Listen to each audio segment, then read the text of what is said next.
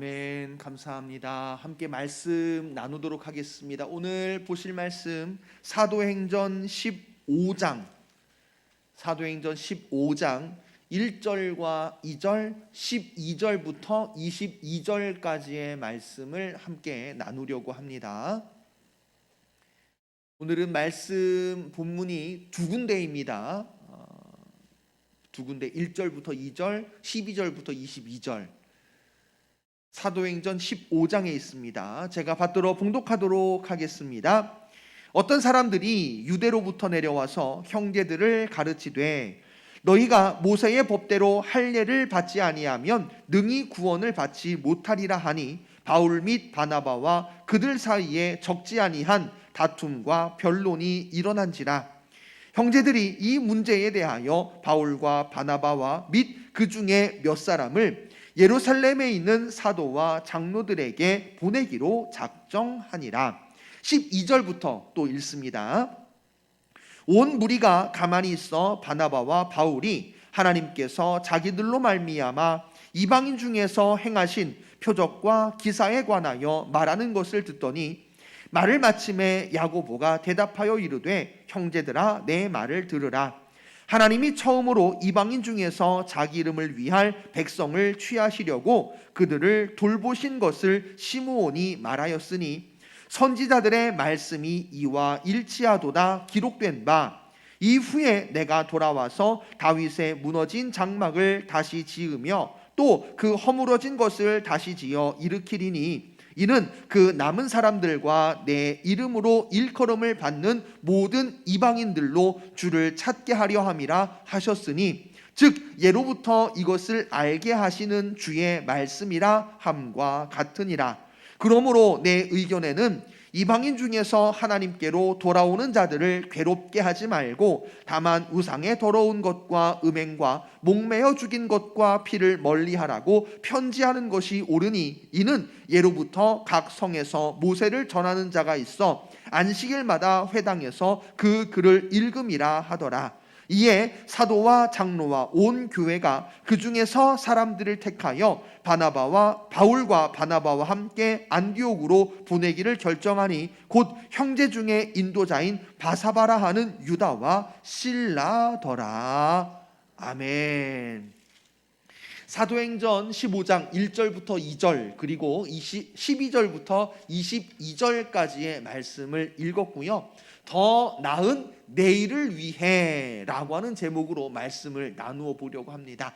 자, 우리 말씀을 나누시기에 앞서 먼저 옆 사람과 반갑게 웃으면서 기쁘게 행복하게 인사하는 시간 갖도록 하겠습니다. 함께 인사하겠습니다. 주님의 이름으로 환영하고 축복합니다. 주님의 이름으로 환영하고 축복합니다.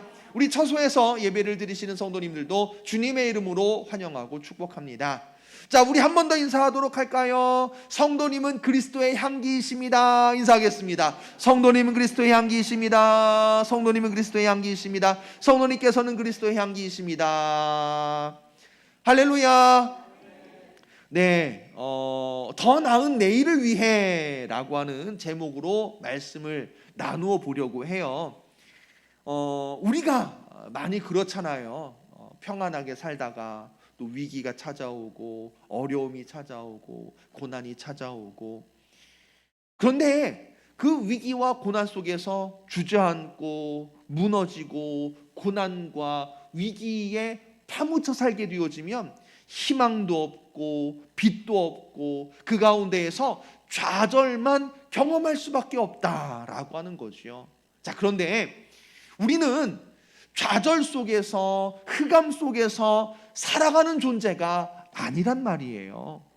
저와 여러분, 우리 그리스도인들은 어둠 속에서도 희망을 찾고 어두움 가운데에서 빛을 찾는 자가 되어야 할 줄로 믿습니다. 그래서 더 나은 내일을 위해 라고 하는 제목으로 오늘 말씀을 나누어 보려고 하는 거예요. 요즘 코로나 또다시 확진자가 그 끝을 모르고 또 올라가고 있지요. 처음에는 2,000명이 그래도 마지노선인가 보다 생각하던 때가 있었어요. 그러더니 어느 순간부터는 5천 명이 마지노선인가 보다 싶었어요. 그러더니 요즘에는 7천 명을 뛰어넘어 버렸죠. 어디가 마지노선인가 사실은 이제는 정말 알지 못하는 그런 때가 도래했음을 보게 되어지고요. 그래서 점점 위드 코로나 하면서 풀어주었던 제재들이 다시 조금씩 압박을 가해오고 있는 그런 상황에 있는 것을 우리가 경험하며 살아가게 되어집니다. 코로나뿐만 아니라 여러 가지 국제 정세들, 나라 안팎의 일들, 보여지는 환경들, 상황들이 우리를 굉장히 압박하고 정말 지금이 위기인가? 이 상황에서 과연 우리가 희망을 찾고 소망을 발견할 수 있을 것인가? 이런 생각들이 떠올릴 수밖에 없다는 거지요. 자, 여러분, 우리가 어려움 속에서 고난 속에서 살고 있다. 하지만 그 고난과 위기로 무너지지 않기를 간절히 소원합니다.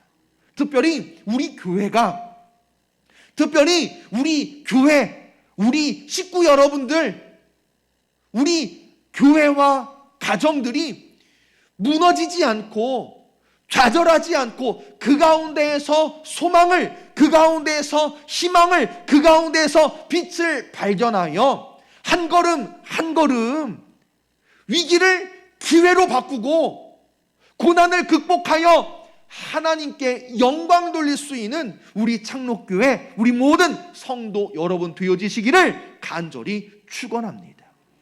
이런 위기와 고난, 사실은요 우리만 겪고 있는 것은 아니고요. 오늘 말씀을 보시게 되면 초대교회는요 그 시작부터 위기와 고난 속에서 시작했고 위기와 고난의 끊임없는 어려움 속에서 그 역사가 진행되어지고 있는 것들을 보게 되어집니다. 예수님께서 부활하시고 승천하시고 그 다음에 제자들이 다락방에 모여가지고 기도하는 가운데 성령의 임재하심을 경험하게 되어지지요.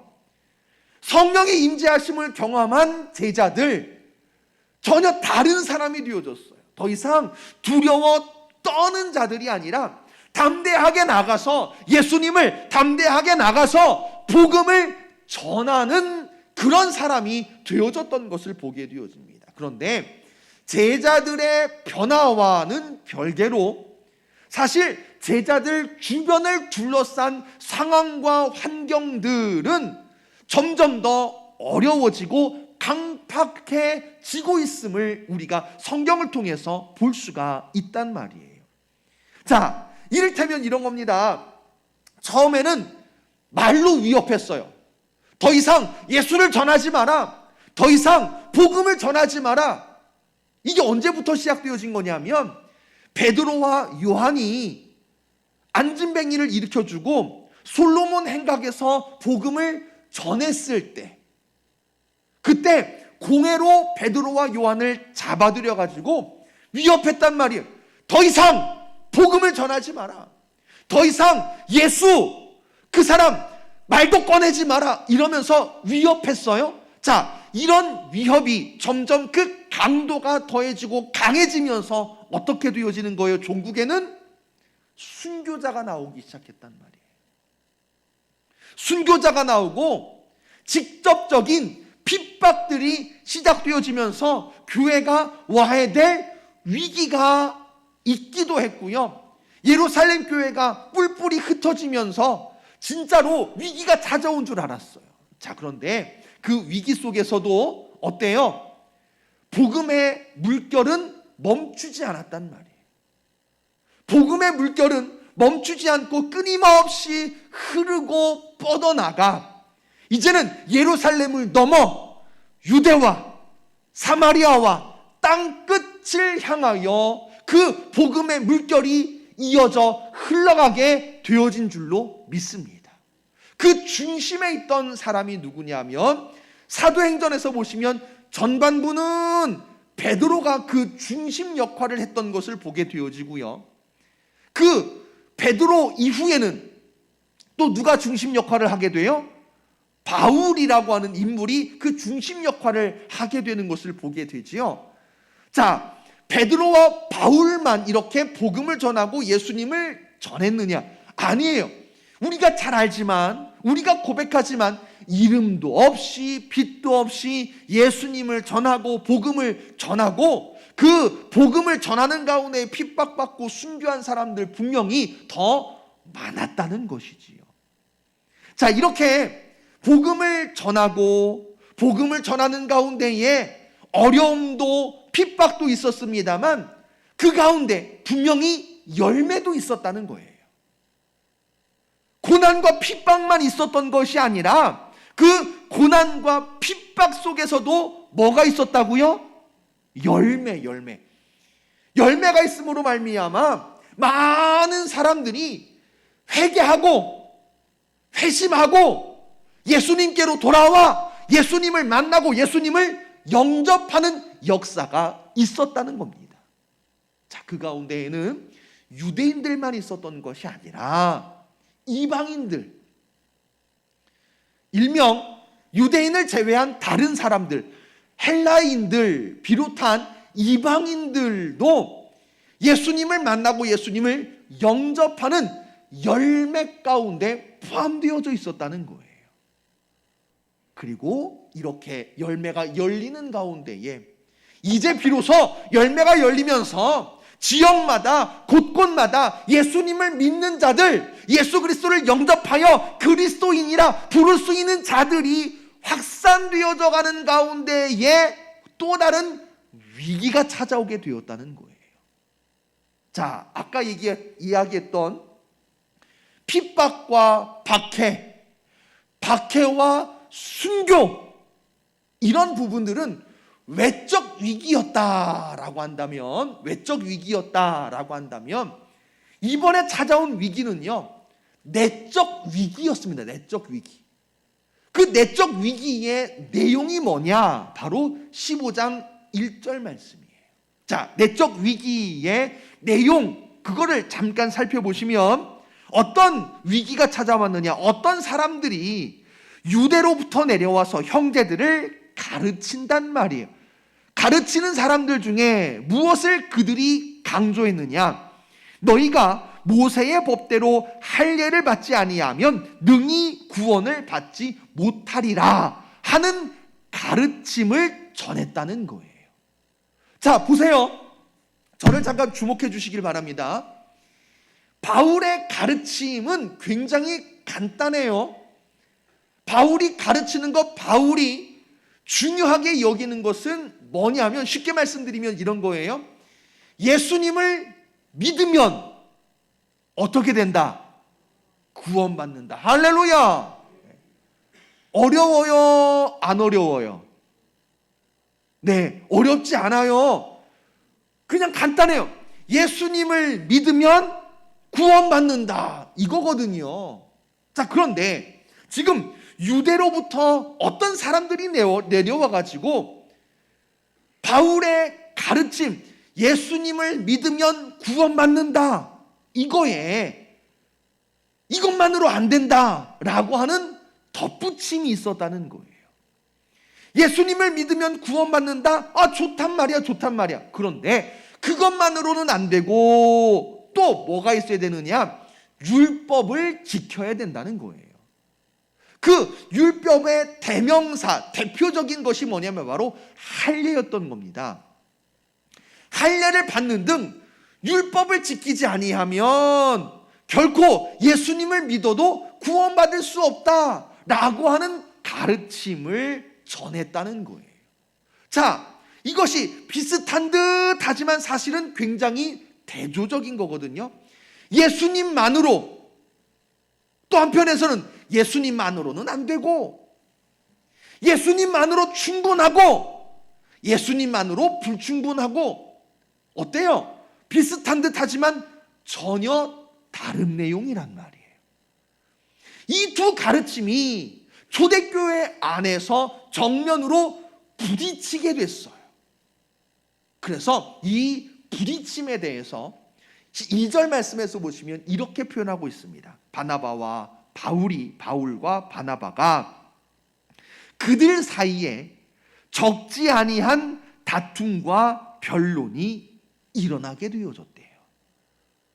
지금 교회 밖에서 사건이 아닙니다. 바울과 바나바가 서기관, 제사장, 바리새인 이런 사람과 논쟁이 붙은 게 아니에요. 이런 사람과 논쟁, 다툼이 있는 것이 아니라 교회 안에서 초대교회 안에서 바울과 바나바가 지금 율법을 강조하는 율법주의자들과 함께 변론이 붙은 거예요. 자, 그런데 보시면 이렇게 표현되어지고 있어요. 다툼과 변론이에요. 다툼과 변론. 굉장히 치열했겠구나라고 하는 느낌이 들죠. 다툼과 변론이 있었는데, 그런데 그 앞에 이런 표현이 붙는단 말이에요. 적지 아니한 다툼과 변론.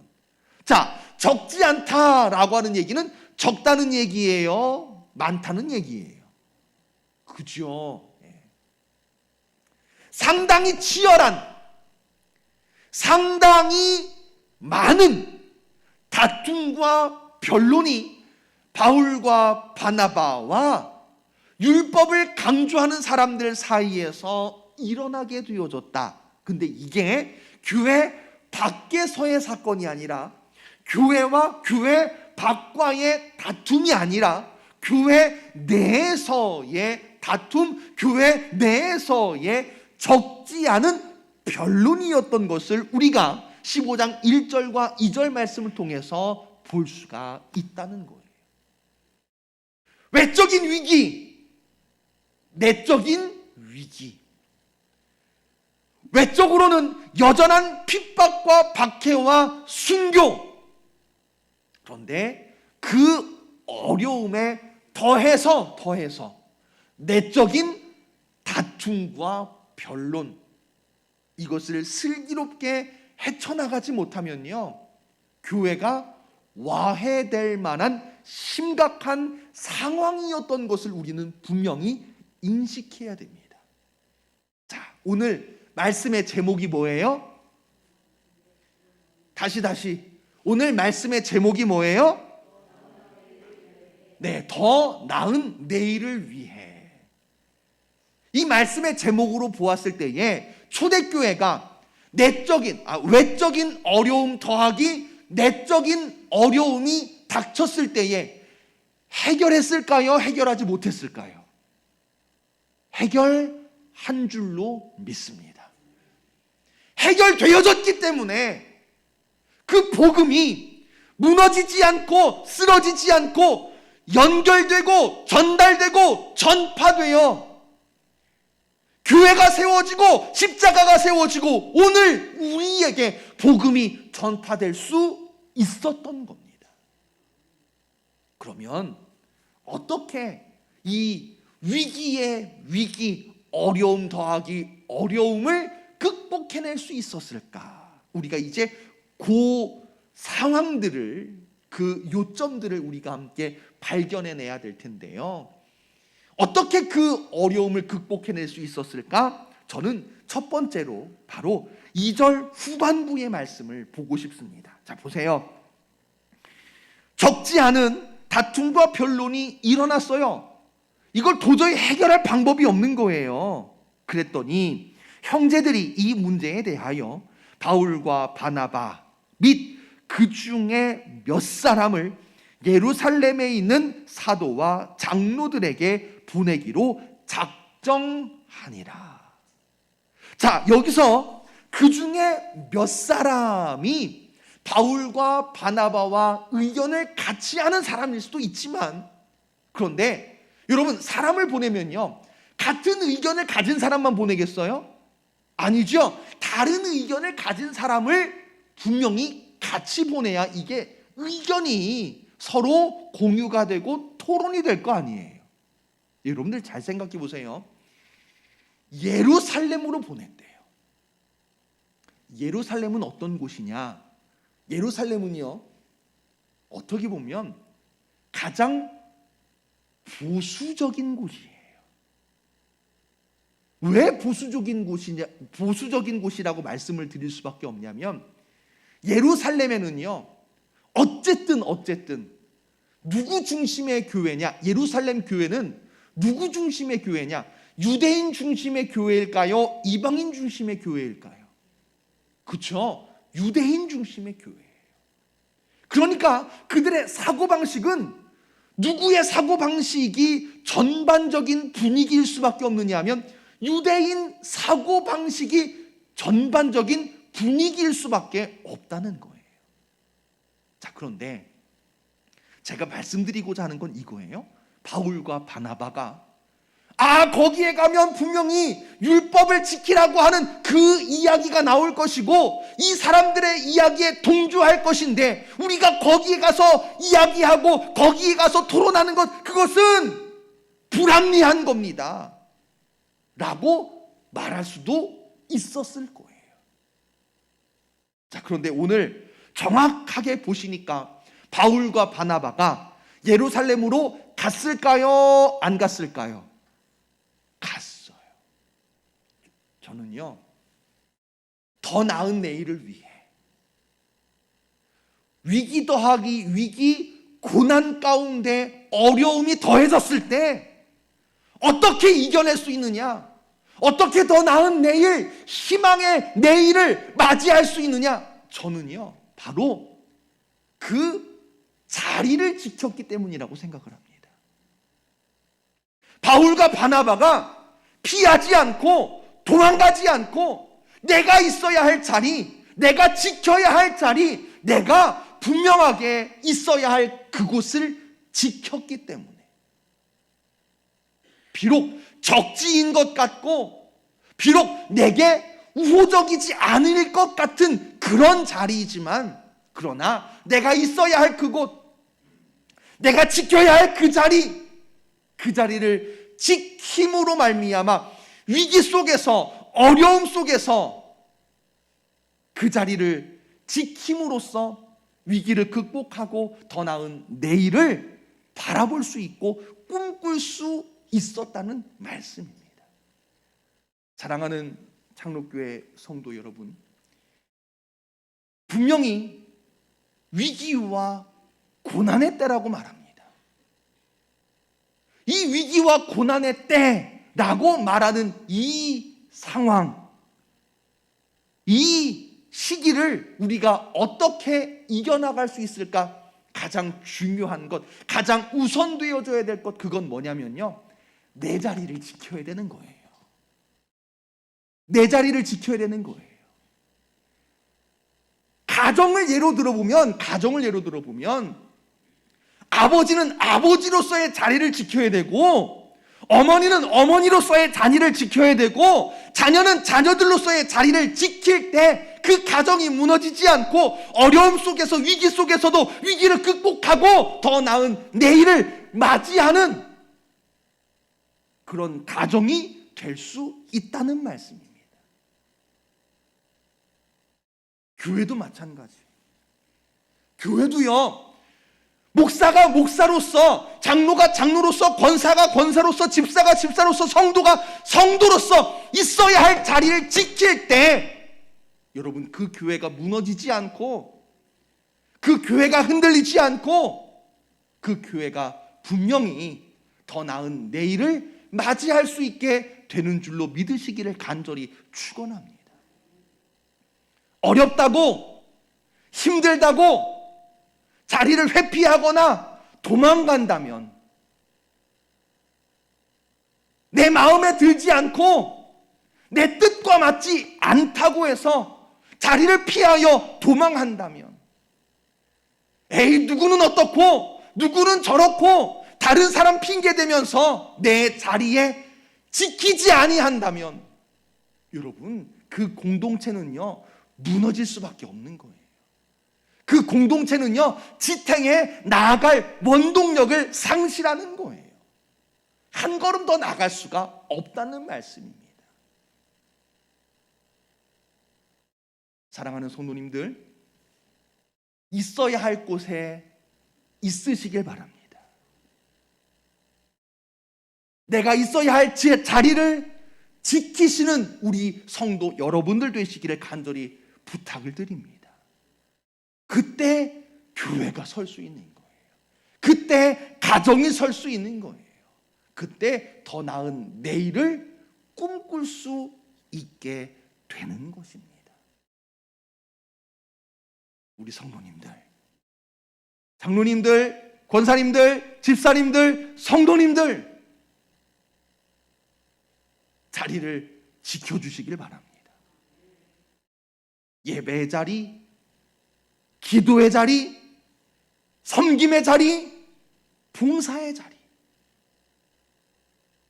내가 안 하면, 내가 있지 아니하면, 내가 지키지 아니하면, 여러분, 다른 사람이 지켜주지 않아요. 다른 누군가가 지켜주지 않는단 말이에요. 자, 우리가 해방되어졌을 때 생각을 해보세요. 해방되어졌을 때, 그 해방되어졌을 때부터 우리나라는 이미 한 나라가 되기 어려웠어요. 그죠? 남쪽은 미국을 중심으로 통치했고, 그 당시 소련에 의해서 북한은 통치됐어요. 자, 그때 나뉘었던 그 선을 우리가 뭐라고 불러요? 38선이라고 부르죠. 경계를 38선이라고 부른단 말이에요. 그런데 그 38선이 생긴 지 얼마 지나지 않아서 6.25 사변이 발발했습니다. 뭐 한참 내려갔다가 뭐 올라가기도 하고, 어쨌든 한참 6.25 전쟁이 진행되어지다가 휴전에 대해서 논의를 하게 되어지고 휴전선이 만들어졌어요. 자, 그런데 여러분 생각해 보세요. 잘 보세요.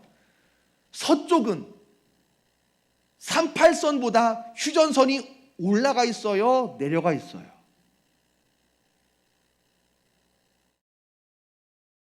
동쪽은 38선보다 휴전선이 올라가 있어요? 내려가 있어요?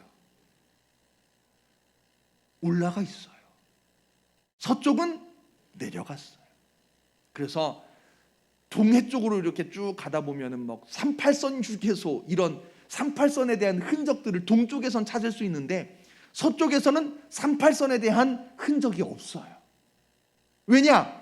38선보다 서쪽은 내려왔고 38선보다 동쪽은 올라갔기 때문에 그렇게 휴전선이 만들어져서 경계가 되었습니다. 제가 학창시절에 역사 선생님으로부터 들었던 한 말씀이 아직도 머릿속에서 떠나지 않아요. 뭐냐면, 왜 동쪽은 올라갔고 서쪽은 내려갔을까? 그 이유에 대해서 그 역사 선생님이 학생들, 저를 포함해서 말씀하시기를 뭐라고 말씀하셨느냐 하면, 우리나라 국군이 주로 동쪽에서 싸웠기 때문이다 라고 말씀하셨어요. 물론 서쪽에서도 피 흘리셨고 안타까운 생명들이 많이 죽었어요. 그런데 동쪽만큼 치열하지는 않았다는 거예요. 길을 쓰고 목숨을 무릅쓰고 아끼지 않고 전진 올라가면서 싸웠던 곳은요, 서쪽이 아니라 동쪽이었다는 거예요. 그리고 그 동쪽에는 우리나라 대한민국 군인들이 주로 싸우는 전쟁 터전이었다라고 역사 선생님이 말씀하신 기억이 납니다. 여러분, 다른 사람이 도와주는 건 도와주는 거지만 정작 그 나라를 지키는 건 그 나라 국민이어야 하는 거예요. 마찬가지로 우리 가정을 지키는 건요, 누군가 외부에서 조언도 해주고 도와줄 수도 있겠지만 정작 그 가정을 지키는 건 누구여야 되는 거예요? 그 가정의 가족이어야 되는 거예요. 마찬가지예요. 교회를 지키는 것, 교회를 지키고 든든히 세우는 것, 교회를 든든히 세워 발전하고 부흥시키는 것, 누군가 도와줄 수도 있지만 누가 해야 되는 거예요? 그렇죠. 우리가 해야 되는 거예요. 우리가. 저와 여러분들, 우리가 해야 할 우리의 몫인 줄로 분명하게 기억하시고 내 자리를 지키고 내 자리에서 내가 해야 할 사명들 온전히 감당하실 수 있는 우리 성도 여러분 되시기를 간절히 부탁을 드립니다. 자리를 지켜야 그 다음이 가능해요. 내 자리를 지킬 때 그 다음 한 발짝을 나갈 수가 있는 거예요. 그 다음 한 발짝이 뭐냐 하면 바로 이해와 인정입니다.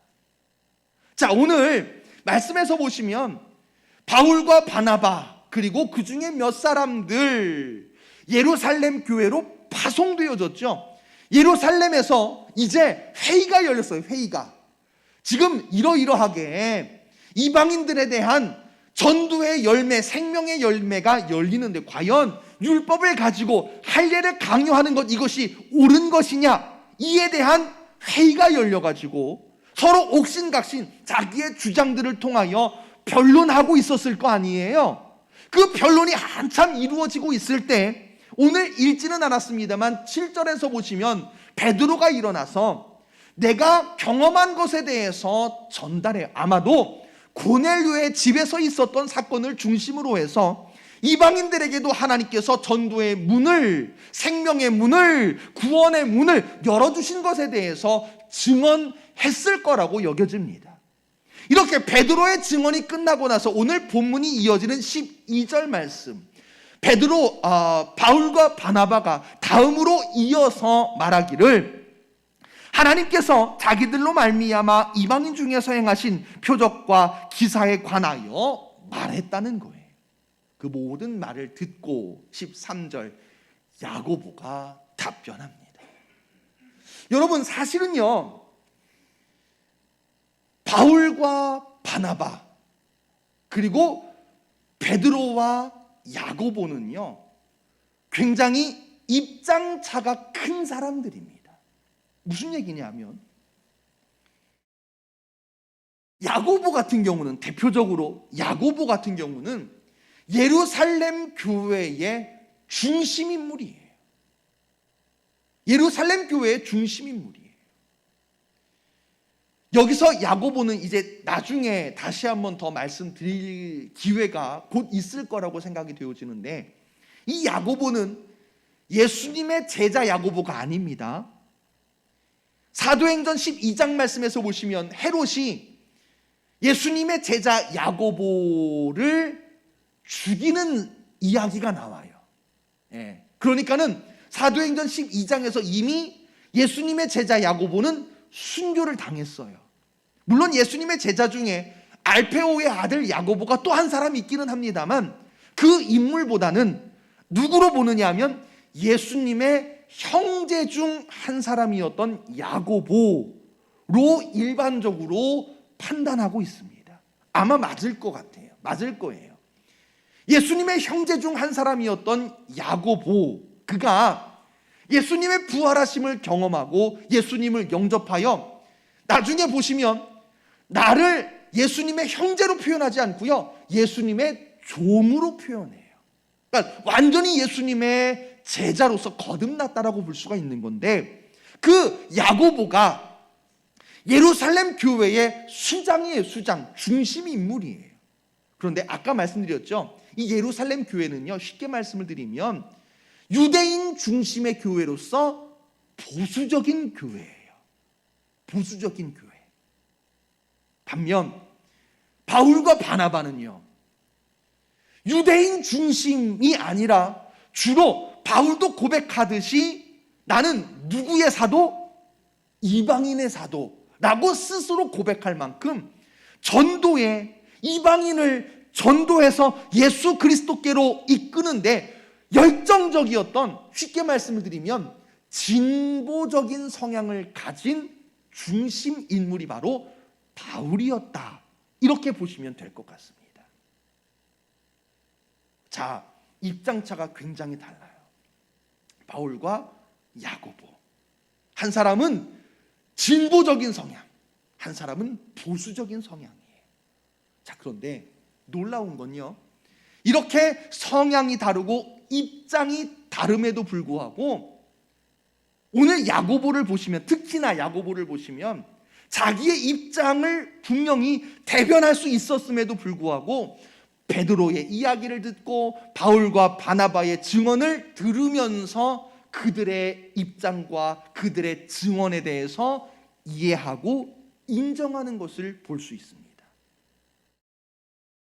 사실 다른 사람의 입장에서 다른 사람의 이야기를 이해하고 인정한다, 이게 결코 쉬운 건 아니에요. 자, 여러분 사진 한 장 보여드릴게요. 한번 보세요. 우리나라 사람은 아니네요. 일단 무슨 사진 같아요? 잘 안 보이세요? 무슨 사진 같아요? 어떤 남자가 자기 아기인 것 같죠? 갓 태어난 아기를 이렇게 안고 있는 사진으로 분명히 보이시죠? 그런데 이 사진의 제목이 뭐냐면요, 아빠와 아빠예요. 사진의 제목이 아빠와 아기가 아니고요, 사진의 제목이 뭐냐면 아빠와 아빠예요. 저 뒤에 보시면 앞에 있는 젊은 남자 말고 또 누가 나오는지 보이시죠? 나이가 지긋하신 남자분이 또 한 명 보여요. 자, 앞에 있는 아빠는 갓 태어난 내 새끼만 보고 있지만 저 뒤에 있는 남자분은요, 누구를 보고 있는 것 같아요? 출산한 자기 딸을 보고 있는 거예요. 그래서 제목이 아빠와 아빠예요. 갓 출산한 아기를 보고 있는 젊은 아빠, 그리고 그 출산을 위해서 수고하고 땀 흘리고 애써서 탈진에 누워있는 딸을 보고 있는 아빠. 딱 남일 같지가 않아요. 어때요? 극명하게 입장차가 분명하게 너무 보이고 있죠? 다시 이제 저를 보시길 바랍니다. 입장차라고 하는 거, 다른 사람을 이해한다라고 하는 거, 아까 그 사진을 통해서도 우리가 느낄 수 있지만 참 달라요. 이해하고 인정하는 거, 말은 쉽지만 이것을 실천한다라고 하는 것이 결코 쉬운 건 아닙니다. 자, 그런데 저는 여기서 바울보다도 야고보 이 인물에 집중하고 싶어요. 놀랍게도요, 바울과 바나바가 자기의 주장, 자기 입장에 대해서 말을 했더니 사실은 그 다음에 말을 마침에 야고보가 대답하여 이르되 부수적인 측면에서 율법을 강조해서 말할 수도 있는 거거든요. 자, 그런데 이해와 인정, 여기서 끝나면 안 돼요. 이해와 인정을 통해서 어디로 가야 되느냐 하면 그 가야 할 길을 야고보가 제시하고 있어요. 이해와 인정, 그거는 사람 사이에서 하는 거예요. 세상 사람들도 하는 거예요. 이해와 인정, 여기서 끝나면 안 되고요. 이해와 인정을 통해서 어디를 향해서 가는 거냐? 바로 하나님의 뜻과 하나님의 말씀으로 그 방향이 가야 하는 줄로 믿습니다. 그걸 바로 야고보가 보여주고 있는 거예요. 그 모든 증언들을 통하여 하나님의 뜻이 어디 있는가를 발견하고 그 하나님의 뜻을 무엇으로 말하고 있느냐 하면 바로 하나님의 말씀으로 가르치고 있는 거예요. 사랑하는 성도 여러분, 더 나은 내일을 향하여 어디로 가시렵니까?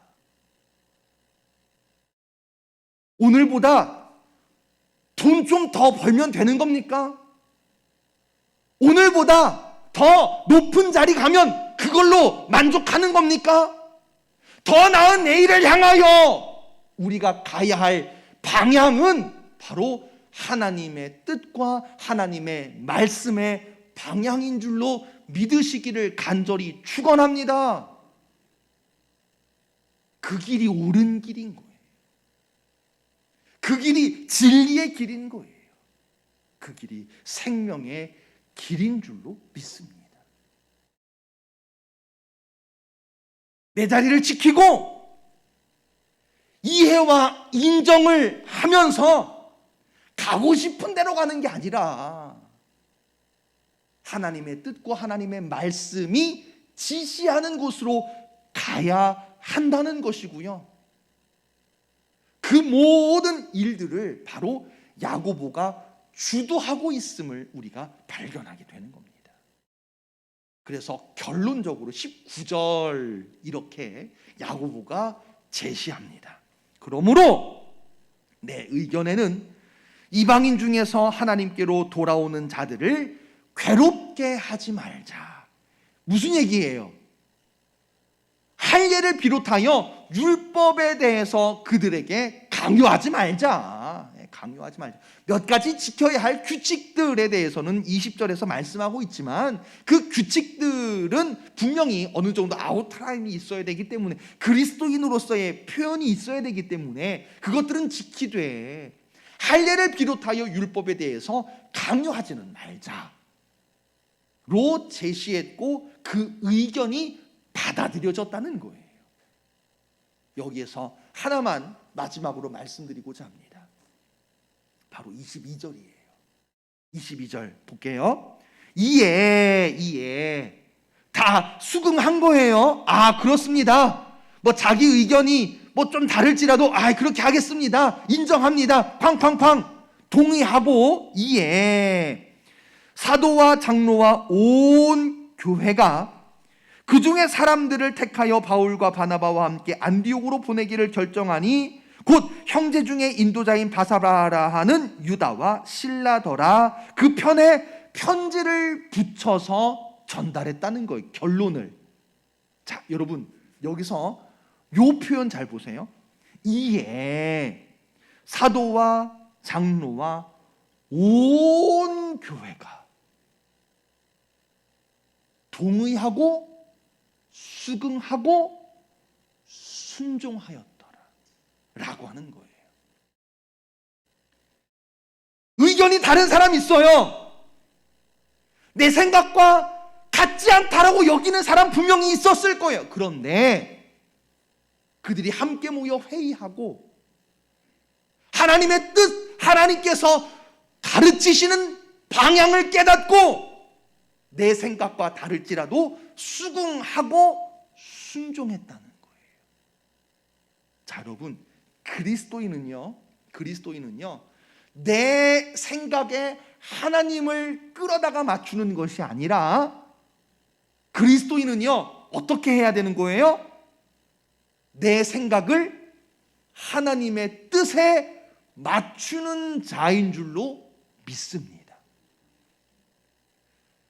내 뜻에 하나님을 맞추는 것이 아니라 내 뜻을 하나님께로 맞추는 거예요. 그러니까는 이 표현이 가능할 수 있는 거예요. 사도와 장로와 일부 교회가 아니라 사도와 장로와 온 교회가 한 마음 한 뜻, 그 한 마음 한 뜻이 무엇으로 한 마음 된 거예요? 하나님의 뜻으로, 하나님의 말씀으로 한 마음 한 뜻 되어 그들이 수긍하고 순종함에 사랑하는 성도님들, 초대교회가 무너지지 않고 초대교회의 역사가 여기에서 그치지 않고 그 초대교회를 통하여 복음이 전파되고 예수 그리스도가 증거됨에 오늘 우리에게 복음이, 오늘 우리에게 믿음의 유산이 흘러져 오게 될 수 있었다는 것입니다. 우리가 오늘 말씀을 통해서 위기의 위기, 고난 더하기 어려움이 임하였을 때, 코로나 외적 위기 더하기 모이기 힘든 내적 위기, 이런 상황 가운데 어떻게 더 나은 내일을 꿈꿀 수 있을까? 사랑하는 성도님들, 이해와 인정, 수긍과 순종 다 필요하고 기억하셔야 되겠지만, 당장 우리가 할 수 있는 것 1번, 내 자리를 지키는 것부터 시작하시길 바랍니다. 내가 목사로서, 내가 장로로서, 권사로서, 집사로서, 내가 성도로서 예수님을 영접한 자로서, 거룩한 하나님의 백성으로서 내가 있어야 할 그곳, 내가 지켜야 할 그곳, 여러분들 그 자리를 지키는 것으로부터 시작하셔서 우리가 한 마음 한 뜻 하나님의 말씀으로 연합하여 더 나은 내일을 향하여 희망을 가지고 빛을 가지고 증거하고 세상을 비출 수 있는 데까지 나아가는 우리 창록교회, 우리 모든 성도 여러분 되어지시기를 간절히 축원합니다.